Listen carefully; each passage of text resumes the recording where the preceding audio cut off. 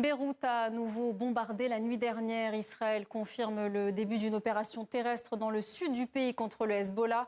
Cela fait 2 semaines que le Liban, à nouveau en guerre, l'un des multiples fronts lancés par Israël et les États-Unis au Moyen-Orient.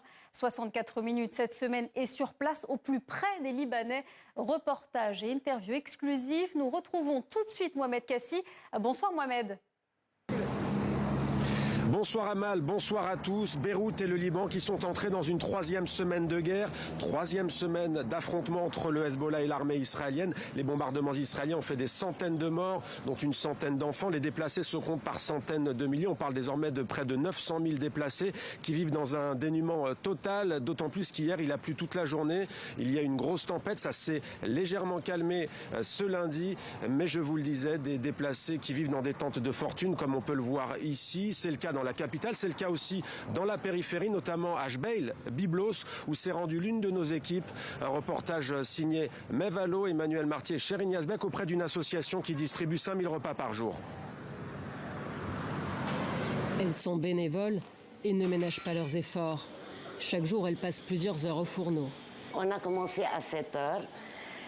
Alors pour bien cuire les légumes, maintenant c'est déjà cuit. Yola fait partie de la vingtaine de femmes formées comme cuisinières par l'Organisation internationale de la francophonie, qui travaille pour l'ONG LSR, dont elles sont aussi bénéficiaires. Les plats qu'elles préparent sont destinés aux personnes déplacées par le nouveau conflit entre Israël et le Hezbollah libanais. Elisa Idan est le président du conseil d'administration de l'organisation, fondée il y a plus de 10 ans.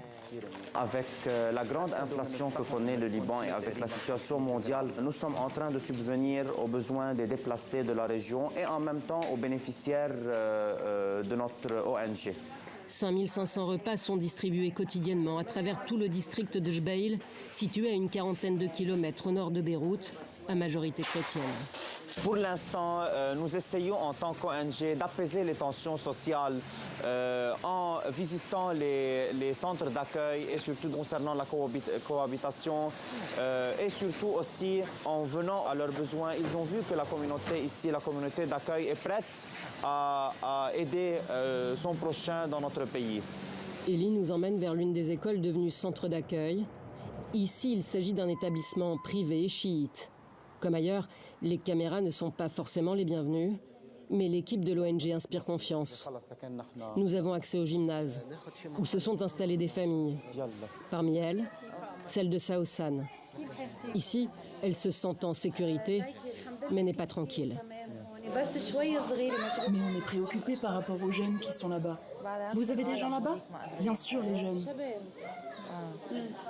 Et vous arrivez à communiquer avec eux? Non, non, pas du tout, et c'est vraiment ça qui nous préoccupe. Fait rare, Saosan accepte de nous montrer sa tente. Là voilà, vous voyez la cuisine. Je n'ai rien acheté du tout. J'ai amené ma cuisinière et ma bonbonne de gaz. Mon fils a 11 ans, il n'a rien vu de la vie.